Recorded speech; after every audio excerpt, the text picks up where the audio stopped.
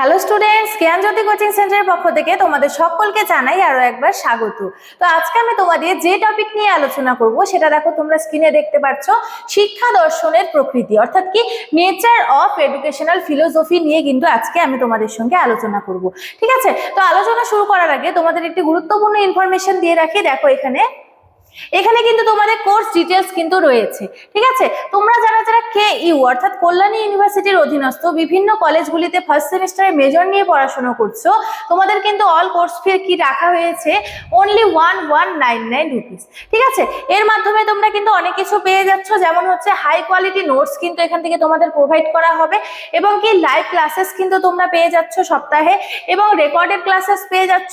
তাছাড়াও কি পাচ্ছ, 100% কমন সাজেশনস কিন্তু তোমরা আমাদের এখান থেকে পেয়ে যাচ্ছ।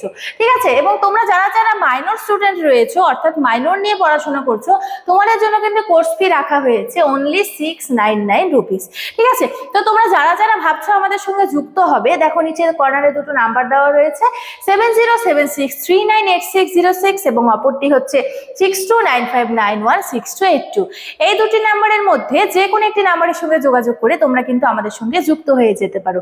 ঠিক আছে, তো দেরি না করে আলোচনায় ফিরে যাচ্ছি। তো আজকে আমার আলোচনার বিষয় হচ্ছে শিক্ষা দর্শনের যে প্রকৃতিগুলি রয়েছে সেই প্রকৃতিগুলি নিয়ে। ঠিক আছে, তো চলো শুরু করছি।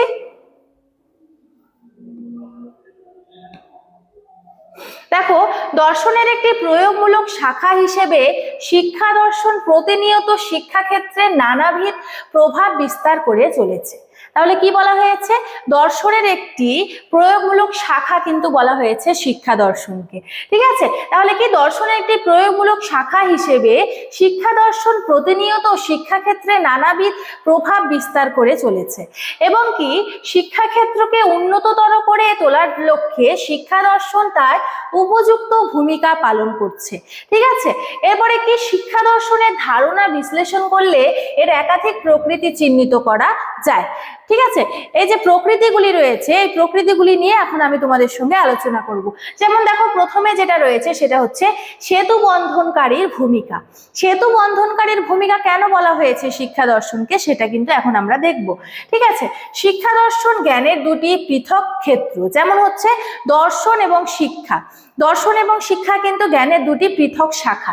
ঠিক আছে, দর্শন ও শিক্ষার মধ্যে সেতু বন্ধনের কাজ করে থাকে, সেই কারণেই কিন্তু সেতু বন্ধন যে ব্যবস্থা রয়েছে শিক্ষা ও দর্শনের মধ্যে, এর ক্ষেত্রে কিন্তু শিক্ষা দর্শনের ভূমিকা কিন্তু অনস্বীকার্য রয়েছে।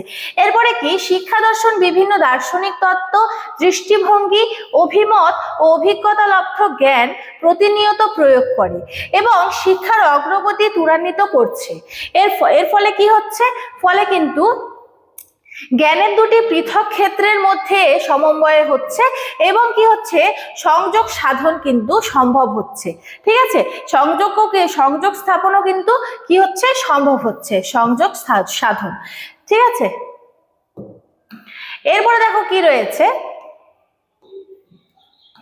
প্রয়োগমূলক দিক। প্রয়োগমূলক দিক বলতে এখানে কি বোঝানো হয়েছে, যেহেতু দর্শনের বিভিন্ন প্রকার দৃষ্টিভঙ্গি, তত্ত্ব, অভিমত শিক্ষাক্ষেত্রে প্রয়োগ করে শিক্ষা দর্শন, তাই এটি হলো দর্শনের প্রয়োগমূলক শাখা।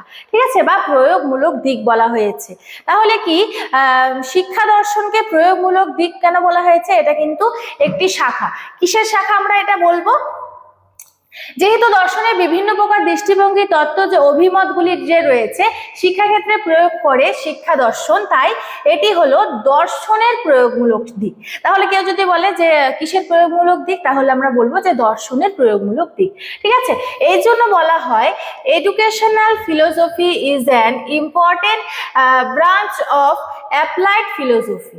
অর্থাৎ কি দর্শন শাস্ত্র তাত্ত্বিকভাবে যে সকল জ্ঞানের ক্ষেত্র উন্মোচন করে বা প্রয়োগ করে, হ্যাঁ, প্রয়োগমূলক দিক সার্থকতা লাভ করে শিক্ষা দর্শনের মাধ্যমে।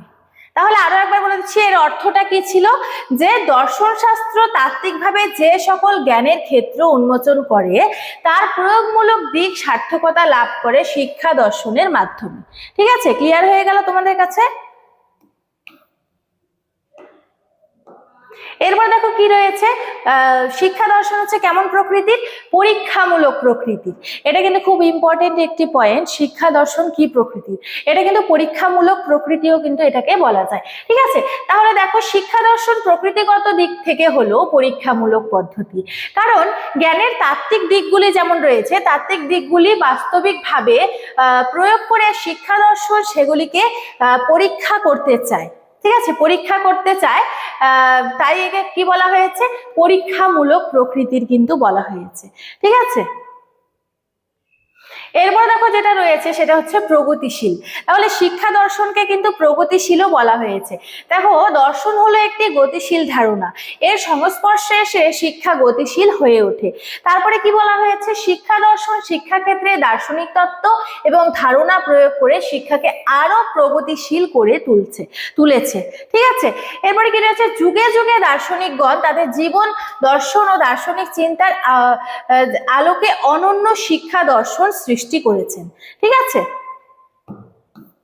তাহলে শিক্ষা দর্শনের যে প্রকৃতিগুলি রয়েছে, প্রকৃতিগুলির মধ্যে আমরা কি দেখলাম? সেতু বন্ধনকারীর কাজ করে শিক্ষা দর্শন। কিসের সঙ্গে? শিক্ষা এবং দর্শন যে রয়েছে, অর্থাৎ দর্শন এবং শিক্ষার মধ্যে সেতু বন্ধনের কাজ করে। দ্বিতীয় আমরা কি দেখলাম? প্রয়োগমূলক দিক, অর্থাৎ কি শিক্ষা দর্শন হচ্ছে একটি প্রয়োগমূলক দিক। আমরা তারপরে দেখলাম কি পরীক্ষামূলক প্রকৃতি, অর্থাৎ কি শিক্ষা দর্শন হচ্ছে একটি পরীক্ষামূলক প্রকৃতি। তারপরে আমরা চতুর্থ কি দেখলাম? এটা হচ্ছে প্রগতিশীল, অর্থাৎ এর নেচারগুলো যে রয়েছে সেটা কিন্তু তোমাদের কাছে আমি ক্লিয়ার করে দিলাম। তো আজকের আমার আলোচনা এতটুকু নিয়ে ছিল। ভিডিওটি শুরু থেকে শেষ পর্যন্ত দেখার জন্য থ্যাংক ইউ।